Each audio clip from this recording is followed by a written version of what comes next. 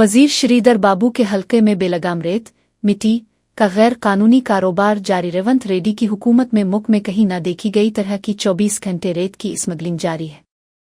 मंथनी हल्का असेंबली के इदवी सिवुमेनापली गांव से वेंकटापुर करास रोड तक रेत से लदी लारियों की कतारें नजर आ रही हैं। रोजाना सैकड़ों लारियों के जरिए रेत की गैर कानूनी मुंतकली की जा रही है। ये कारोबार दिन रात बिला रोक टोक जारी है, लेकिन कोई कार्रवाई नजर नहीं आ रही। मकामी लोगों ने शिकायत की है कि रेत की खुदाई से माहौलियात को नुकसान हो रहा है। मंथनी हलके में मुसलसल बढ़ते इस गैर कानूनी कारोबार पर हुक्काम की खामोशी पर सवाल उठ रहे हैं। वजीर श्रीधर बाबू इस तमाम मामले को नजरअंदाज कर रहे हैं। सरकारी मशीनरी की खामोशी से लगता है कि ये दिंदे सियासी सरपरस्ती में जारी है। अवाम मुतालबा कर रहे हैं कि फौरी तौर पर रेत माफिया के खिलाफ कार्रवाई की जाए।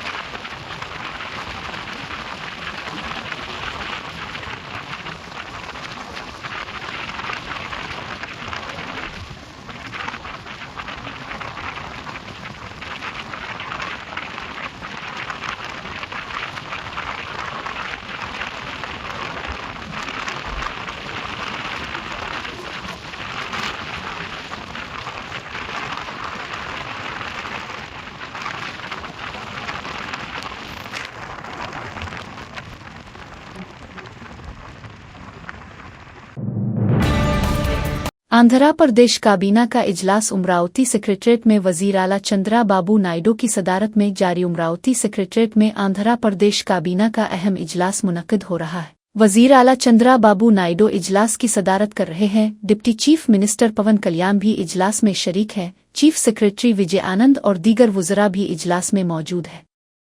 इस इजलास में कई अहम फैसले मुतवक्के हैं। रियासती तरक्की फलाही स्कीमें और बजट पर तबादला ख्याल किया जा रहा है। वज़रा मुख्तलिफ महकमों की ताज़ा रिपोर्ट्स पेश कर रहे हैं। काबीना की तवज्जो अवामी भलाई के इक़दामात पर मरकूज़ है। इजलास के बाद सरकारी तौर पर फैसलों का ऐलान किया जाएगा। अवाम को काबीना के मुमकिना फैसलों पर गहरी नज़र है। ओवैसी फातिमा कॉलेज को इंसानियत के नुक्ता नज़र से मुनहदिम नहीं किया गया। हैदराबाद अथॉरिटी की वजाहत FTL जोन में वाक़ होने के बावजूद कॉलेज के खिलाफ कार्रवाई नहीं की गई।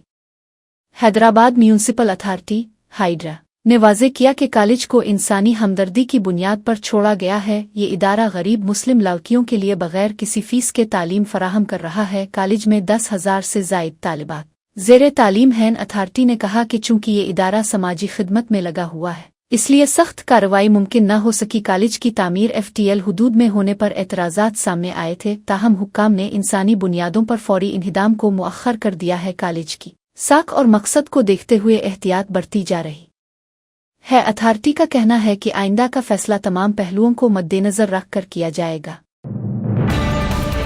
कमिश्नर का मॉडल नाला बनाने का मंसूबा। मासाहिब चरवो से पिडा अंबरपेट तक नाला तरक्की दी जाएगी। कमिश्नर AV रंगनाथ ने मासाहिब चरवो ता दिलवर खान ता पिडा अंबरपेट नाले को मॉडल नाला के तौर पर तरक्की देने का ऐलान किया। ये ऐलान उन्होंने मकामी MLA माल रेड्डी के साथ मुआयने के बाद किया। उन्होंने कहा कि ये नाला 7.5 किलोमीटर तवील है और इसे चौड़ा किया जाएगा ताकि आइंदा सैलाब की रोकथाम हो सके। नाले की तौसी से बारिश के दौरान पानी की निकासी में बेहतरी आएगी। कमिश्नर ने कहा कि झीलों और नालों पर गैर कानूनी कब्जे करने वालों के खिलाफ सख्त कार्रवाई की जाएगी। नालों की बहाली और सफाई को तरजीह दी जाएगी। ये मंसूबा शहरी इलाकों में सैलाब की सूरत-ए-हाल को काबू में रखने के लिए अहम कदम होगा। आवाम से भी ताउन करने और गैर कानूनी तमीरात से बचने की अपील की गई। प्रोजेक्ट पर जल्द ही अमली काम शुरू होने की उम्मीद है। ये मॉडल नाला दीगर इलाकों के लिए मिसाल बनेगा। ఇబ్రహీంపట్నం ఎమ్మెల్యే గారు మల్లెడ్డి రంగారెడ్డి గారి వారి అభ్యర్థన మేరకు ఈ కాన్స్టిట్యున్సీలో రకరకాల అట్లా ఇక్కడ వర్షాలు వస్తే గనక ఇక్కడ వచ్చేటటువంటి వివిధ ఇష్యూస్, ఇనండేషన్, లేకపోతే మునిగిపోవటం, లేకపోతే ఇక్కడ వచ్చేటటువంటి సమస్యలు అన్నింటినీ కూడా పరిశీలించడానికి హైడ్రా అధికారుల బృందం, అట్లనే ఇక్కడ లోకల్ అధికారుల బృందం అందరం కూడా రావడం జరిగింది. సో వీరు ఎమ్మెల్యే గారు వారికి సంబంధించినటువంటి ఇతర ప్రజాప్రతినిధులు అందరూ కూడా కలిసి మేమంతా కలిసి ఇక్కడ మొత్తం ఫీల్డ్ ఇన్స్పెక్షన్ చేయడం జరిగింది. సో ఇందులో భాగంగా అంటే మనం చూస్తే మాసబ్ చెరువు పైనుంచి కిందకి మనకి జిల్లావారకాన్ చెరువు అక్కడికి ఈ మొత్తం ఈ స్ట్రెచ్లో దాదాపు కిలోమీటర్న్నర స్ట్రెచ్లో ఈ చాలా చోట్ల కూడా ఎంక్రోచ్మెంట్ అయ్యింది. అండ్ ఇక్కడ ఇప్పుడు మనం చూస్తున్నాం డబుల్ బెడ్రూమ్ హౌసెస్. ఇది ఇక్కడ కూడా దీంట్లో ఇది యాక్చువల్గా కుంటలో కట్టినట్టు మనకు క్లియర్ గా తెలుస్తున్నది. ఎందుకంటే సెల్లార్లో మొత్తం నీరు ఎట్లా అయితే మనం బతుకమ్మ కుంటలో చూసినాం, నీరు ఎక్కడైతే ఊరి పైకి వస్తున్నదో అట్లా ఇక్కడ కూడా ఇది కుంటలో కట్టడం వల్ల ఆ నీరంతా ఊరి మొత్తం సెల్లార్లంతా కూడా నీళ్లమయం అయి ఉన్నది మనకు క్లియర్ గా కనబడుతున్నది. సో అంటే ఇది చెరువులో కట్టడం వల్ల వచ్చేటటువంటి సమస్యలు ఈ విధంగా ఉంటాయి. అంటే మనం ఫిల్ చేసినా కానీ కూడా మళ్ళీ అది నీరు ఊటలాగా రావడం, కొంత తవ్వితే చాలు ఇమీడియట్ గా వచ్చేటువంటి పరిస్థితి ఇక్కడ చూసినాం. దీంట్లో ఇక్కడ చాలా కోట్లు వెచ్చించి ఇక్కడ ఈ డబుల్ బెడ్రూమ్ హౌసెస్ కట్టి దాని మధ్యలో అర్ధాంతరంగా మొత్తం ఆపేయటం కూడా జరిగింది. మనం ఇక్కడ చూసాం ఇది. సో ఇక్కడ నుంచి నెక్స్ట్ ఈ చెరువుకి, ఆ తర్వాత ఇక్కడ నుంచి ఫర్దర్ గా మళ్ళా పెద్దంబర్పేట దగ్గర, ఆ తర్వాత మూసీలోకి వెళ్లి కలవటం అనేది ఇది ఉన్నది. ఈ స్ట్రెచ్ అంతా దాదాపు 7.5 కిలోమీటర్ స్ట్రెచ్ మేము ఆల్రెడీ డ్రోన్ తోటి కూడా మ్యాపింగ్ చేయడం కూడా జరిగింది. డ్రోన్ మ్యాపింగ్ లో కూడా మాకు చాలా చోట్ల ఎక్కడెక్కడైతే గనక ఇది బాగా కన్స్ట్రిక్ట్ అంటే బాగా నాలా వెడల్పు తక్కువైన ప్రాంతాలని మేము తీసుకొని చాలా కాలనీస్ కూడా ఇక్కడ ఆల్రెడీ ఇప్పుడు ఇంకా పూర్తిగా రాలేదు. ఇప్పుడు మనం ఏదైతే గనక మనం కోర్ హైదరాబాద్ సిటీ చూసినట్టుగా కాకుండా ఇక్కడ ఇప్పుడిప్పుడే వస్తున్నాయి కాలనీస్. చాలా అప్పటికి కూడా చాలా డెవలప్ అయింది ఏరియా అంతా కూడా రావడంతో ఇప్పుడు ఇది రైట్ టైం. ఇట్లా టైం కనుక మనం మిస్ అయితే గనక బహుశా ఇంకో 10 ఏళ్ల తర్వాత ఇక్కడ మనం కరెక్ట్ చేసే పరిస్థితి కూడా ఉండకపోవచ్చు. సో అందుకోసం ఎమ్మెల్యే గారి అభ్యర్థన మేరకు మేము ఇక్కడికి రావడం జరిగింది.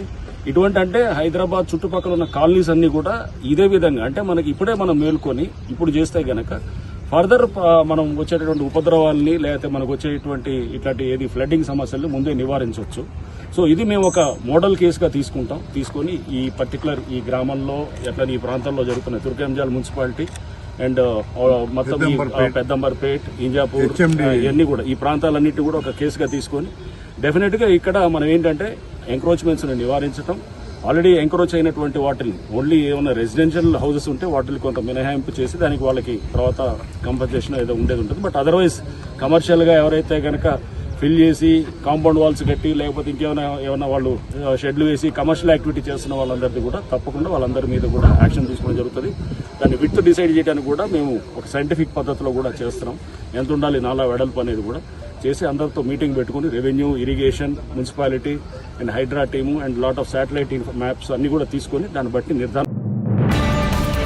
हैदराबाद के दौरे के बाद बंगलोर लेक्स डिपार्टमेंट ने हर रियासत में जैसी एजेंसी कायम करने की सिफारिश की। बंगलोर लेक्स डिपार्टमेंट के वफद ने हैदराबाद का दौरा करके के कामकाज का मुशाहिदा किया। वफद ने बाम रुकन अल्दोला झील और बतुकमा कंटा समेत मुख्तलिफ झीलों की बहाली के मकामात का मुआयना किया। उन्होंने कब्जा हटाने, खुश्क झीलों को बहाल करने और सैलाब से बचाव की कोशिशों की तारीफ की जानिब से तारीखी झीलों के तहफ़्फ़ुज़ और नालों की हिफाजत की कोशिशें सराहा गया। वफद ने फुल टैंक लेवल FTL और बफर जोन के बारे में अवाम में शऊर बेदार करने पर जोर दिया। दौरे के बाद कमिश्नर AV रंगनाथ से मुलाकात करके हर रियासत में ऐसी एजेंसी बनाने की सिफारिश की गई। बंगलोर में 2006 से लीक प्रोटेक्शन के लिए किए गए इकदामात का भी तबादला किया गया। उसके अलावा कमिश्नर ने बंजारा हिल्स और कृष्णा नगर में सैलाब ज़दा नालों का जायजा लिया। उन्होंने नालों की सफाई और स्टॉर्म वाटर ड्रेन मुकम्मल करने की फौरी ज़रूरत पर जोर दिया। शहरी सैलाब को रोकने और ट्रैफिक की रवानी बहाल करने के लिए इकदामात की अपील की गई। भद्राचलम ईओ पर हमला, वजीर कुंडा शोरेखा की मुकम्मल ताउन की यकीन दहानी। एंडवमिनट वजीर कुंडा शोरेखा ने भद्राचलम मंदिर की ईओ रामा देवी से फोन पर बात की। रामा देवी हालिया हमले में जख्मी हुई। जिस पर वजीर ने उनकी खैरियत दरियाफ्त की। वजीर शोरेखा ने ईओ को हर मुमकिन मदद और इंसाफ का वदा किया। उन्होंने कहा कि हमला नाकाबिल कबूल है और सख्त कार्रवाई की जाएगी। रामा देवी ने कहा कि वजीर की कॉल ने उन्हें हिम्मत दी है। ये फ़ोन कॉल उनके लिए हौसला अफजा और इत्मीनान बख्श रही। हमले की तफसीलात के मुतालिक हुक्काम से रिपोर्ट तलब की गई है। वजारत ने हमला आवरों के खिलाफ सख्त इक़दामात का इंदिया दिया है। रामा देवी की जल्द सेहत याबी के लिए दुआएं की जा रही हैं। हुकूमत ने वाज़ेह किया है कि ख़वातीन अफसरान की हिफाजत को तरजीह दी जाएगी।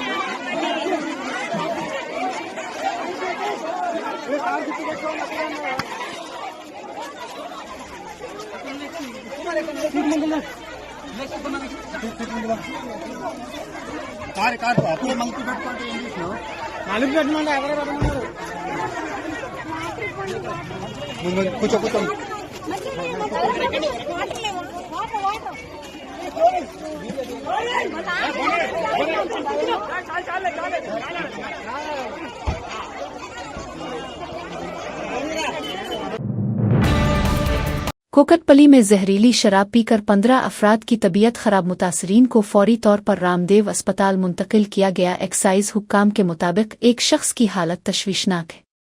मुतासरीन को इलाज फराहम किया जा रहा है और उनका तिब्बी मुआयना जारी है। कोकटपली के MLA माधुरम कृष्णा राव ने अस्पताल जाकर मरीजों की इयादत की। उन्होंने वाक़ये पर गहरी तशवीश जाहिर की और फौरी कार्रवाई का मुतालबा किया। MLA ने इल्ज़ाम लगाया कि जहरीली शराब फरोख्त करने वाली दुकान शेरलिंगमपली के कांग्रेस लीडर की है। जहरीली शराब की फरोख्त पर अवाम में गुस्सा और तशवीश का माहौल है। एक्साइज और पुलिस हुक्काम ने दुकान को सेल करके तहकीकात शुरू कर दी है। मकामी लोग हुकूमत से सख्त इक़दामात का मुतालबा कर रहे हैं ताकि इस तरह के वाक़यात दोबारा न हों।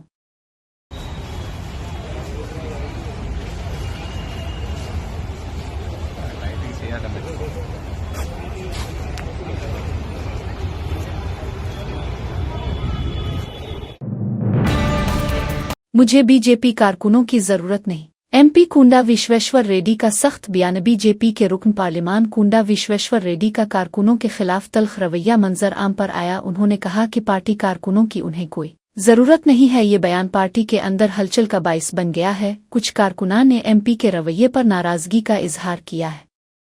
रेड्डी का ये बयान एक अवामी प्रोग्राम के दौरान रिकॉर्ड किया गया। बीजेपी की मकामी क़यादत इस बयान पर खामोशी इख्तियार किए हुए है। कारकुनों ने इल्ज़ाम लगाया कि रेड्डी अक्सर गुरूर से बात करते हैं। पार्टी में इख्तिलाफात और नाराजगियां बढ़ने का खदशा जाहिर किया जा रहा है। रेड्डी के इस रवैये पर पार्टी हाईकमान से मुदाखलत की मांग की जा रही है।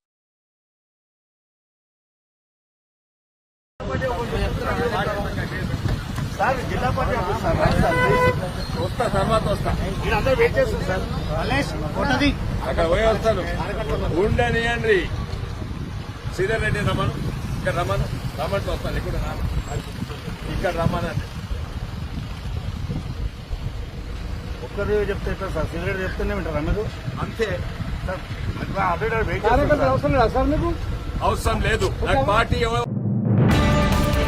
हैदराबाद में कैब ड्राइवर ने पुलिस पेट्रोलिंग बाइक को टुक्कर मारी। 2 कांस्टेबल जख्मी। गिरफ्तार। हैदराबाद के बोयनपली पुलिस ने 25 साला कैब ड्राइवर नौचीना संपत कुमार को गिरफ्तार कर लिया। मुलजिम का ताल्लुक मौला अली इलाके से है और उसने जानबूझकर पुलिस पेट्रोलिंग बाइक को टुक्कर मार दी। ये वाकया 5 जुलाई 2025 को डेयरी फार्म रोड के करीब पेश आया। कांस्टेबल के चुनती और एल परवीन बिल्यू कोल्टस ड्यूटी पर थे जब उन्होंने एक मुश्तबा टैक्सी को रोका। ड्राइवर एक गैर इखलाकी हरकत में मुलव्वस पाया गया और फरार होने की कोशिश में गाड़ी से टुक्कर मार दी। इस हादसे में कांस्टेबल परवीन शदीद जख्मी हुआ जबकि चुनती को मामूली चोटें आए। मुलजिम जाए वारदात से फरार हो गया लेकिन CCTV और टेक्निकल शवाहिद की मदद से इसका सुराग लगाया गया। 8 जुलाई को इसे दिल सिख नगर मेट्रो स्टेशन के करीब गिरफ्तार कर लिया गया। पुलिस ने मुलजिम की गाड़ी और मोबाइल फोन को जब्त कर लिया है। मुलजिम के खिलाफ कानूनी कार्रवाई जारी है।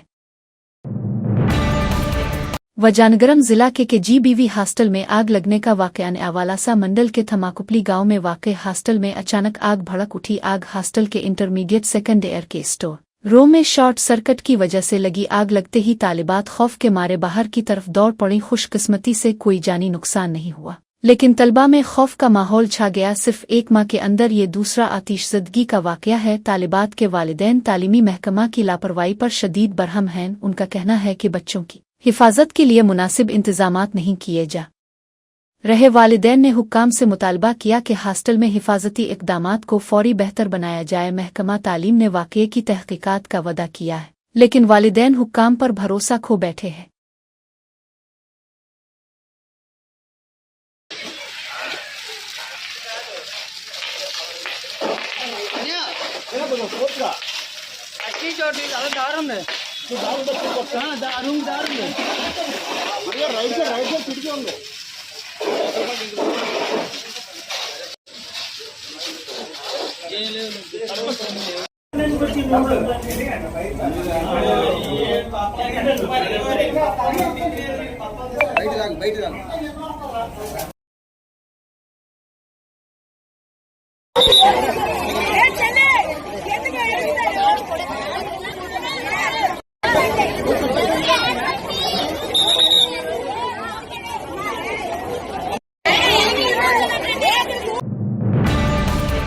गुंडों की तरह बर्ताव कर रहे हैं फिनांस कंपनियों के रिकवरी एजेंट्स। हैदराबाद में बढ़ती बदतमीजियां। फिनांस कंपनियों के रिकवरी एजेंट्स की हरकतें हद से बढ़ती जा रही हैं। निजामपेट से विजयवाड़ा जा रहे एक शख्स को अब्दुल्लापुर मैट के करीब रिकवरी एजेंट्स ने रोक लिया। मुतासिरा शख्स ने कहा कि वो खानदान के साथ गांव जा रहा है, वापस आकर बकाया रकम अदा कर देगा। इसने बार बार दरख्वास्त की कि सड़क पर शर्मिंदा न करे, मगर एजेंट्स ने कोई परवाह न की। रिकवरी एजेंट्स ने पूरे खानदान को सड़क पर उतार कर गाड़ी ले गए। कंपनियों ने बकाया एमी वसूली के लिए पुराने मुजरिमों और रोडी शीटरों को एजेंट बनाया है। सिर्फ एक हफ्ते की ताखीर पर भी लोग धमकियों और जिल्लत का शिकार हो रहे हैं। मुतासरीन का कहना है कि समाज में उनकी इज्जत तबाह की जा रही है। हुकूमत और पुलिस से मुतालबा किया जा रहा है कि ऐसे एजेंट्स पर सख्त कार्रवाई की जाए। कांग्रेस की महिला शक्ति तकरीब को ख्वातीन ने रोका। भद्रा दुरी कोठा गोड़म जिला के एलिंदो मंडल के रोमपीडव पंचायत में ख्वातीन ने कांग्रेस के महिला शक्ति प्रोग्राम को रोक दिया।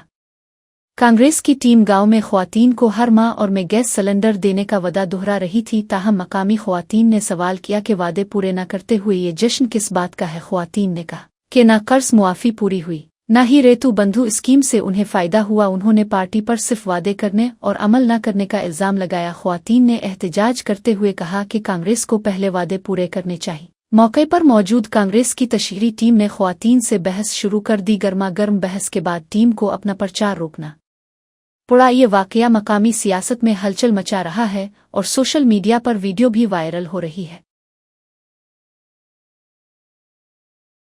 పొలాలున్న ప్రతి ఒక్కలా పడ్డది కదా కదా అక్క, నీకు దండం పెడతాను.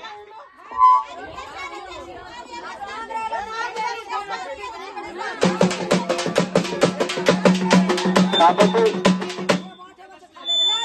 గత ప్రభుత్వంలో అమ్మా మీరు అంటున్నారు మనం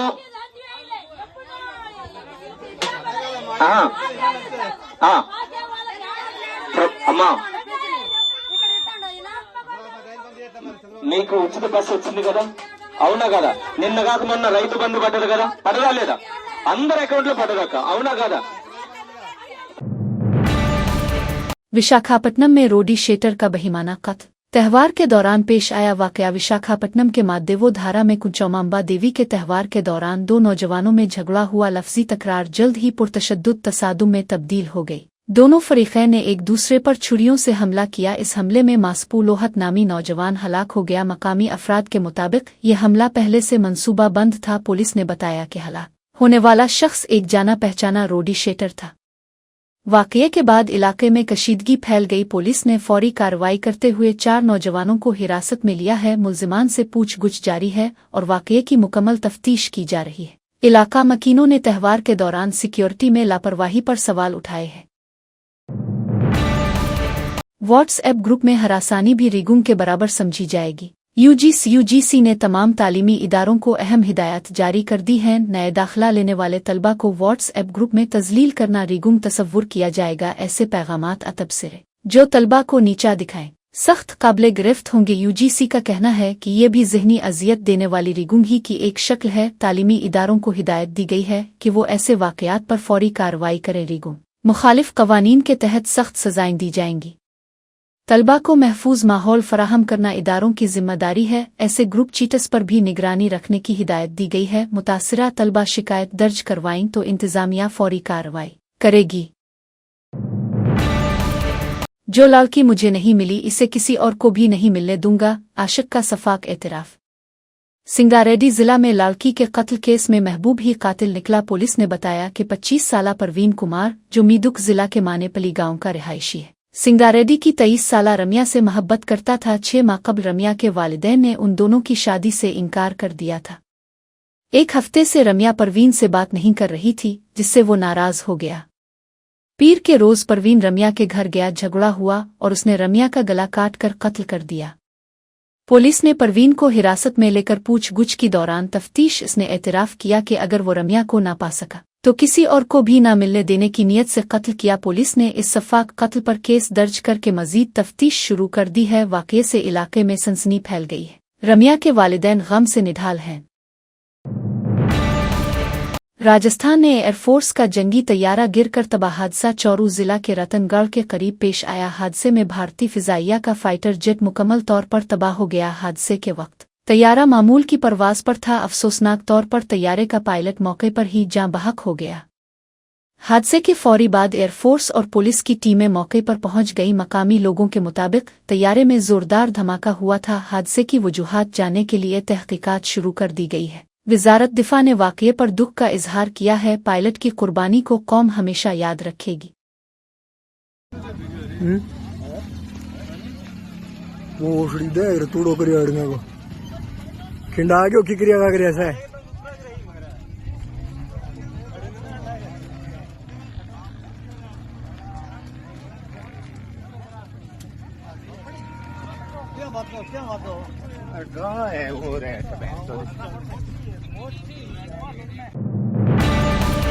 गुजरात में पिल गिरने का अलमनाक हादसा।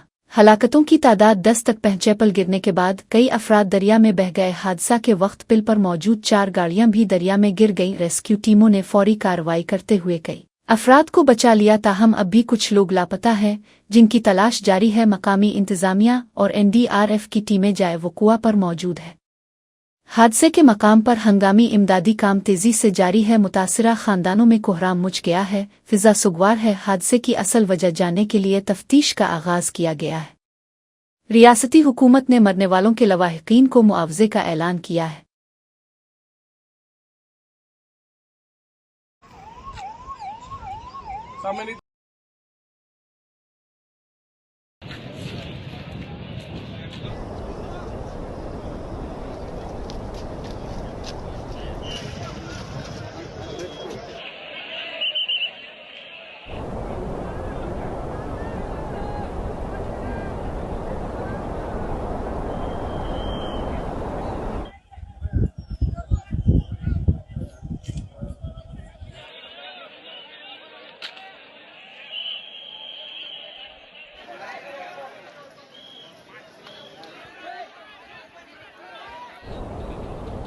ન માન્યું ને આખરે પાદરા આ દિવસ જોવાનો વારો આવે છે। અહીંયા એમ્બ્યુલન્સના હોર્ન આપ સાંભળી શકો છો। વારંવાર એમ્બ્યુલન્સ અહીંયા આગળ આવી રહી છે। રેસ્ક્યુ કામગીરી ચાલી રહી છે। લોકોની ડેડ બોડી